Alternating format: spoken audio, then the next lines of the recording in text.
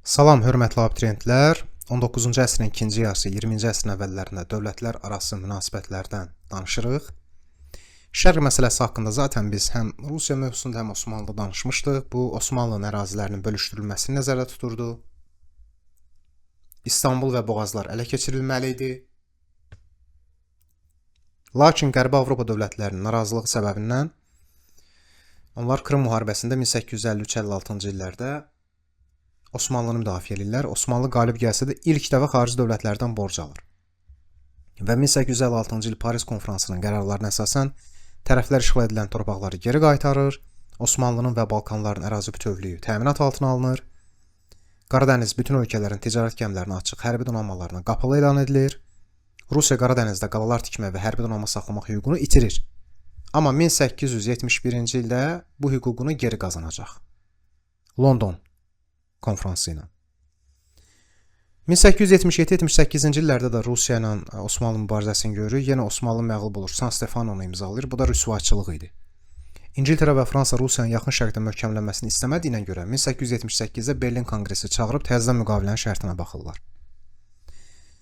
Bolqaristan Osmanlıdan asılı knyazlıq olur, amma Serbiya, Çernogoriya və Rumıniya müstəqil olur. Makedoniya, Şərqi Bəyazıt isə Osmanlıda qalır. Rusiya Qars, Ərdahan, Batumu götürür. Avstriya, Macarıstan, Bosniya, Herzegovinanı müvəqqəti olaraq idarə etmək hüququ qazanır.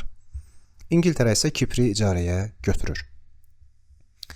Və ittifaqlar. Antante ittifaqı Fransa və Rusiya arasında 1894-cü ildə, Fransa və İngiltərə arasında 1904-cü ildə və İngiltərə və Rusiya arasında 1907-ci ildə imzalanmaqla 1907-ci ildə artıq Antanta ittifaqı yaradılmış olur. Üçlər ittifaqı bəs hansılar idi? Almaniya və Avstriya Macaristan 1879-da ittifaq bağlayırlar.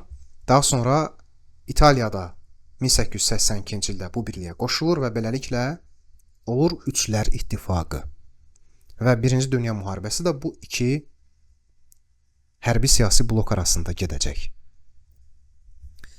İngiltərə və Rusiya Əfqanistan uğrunda mübarizə aparırdı. Britaniya və Rusiya Əfqanistan uğrunda. Əfqanistan biraz sağdadır.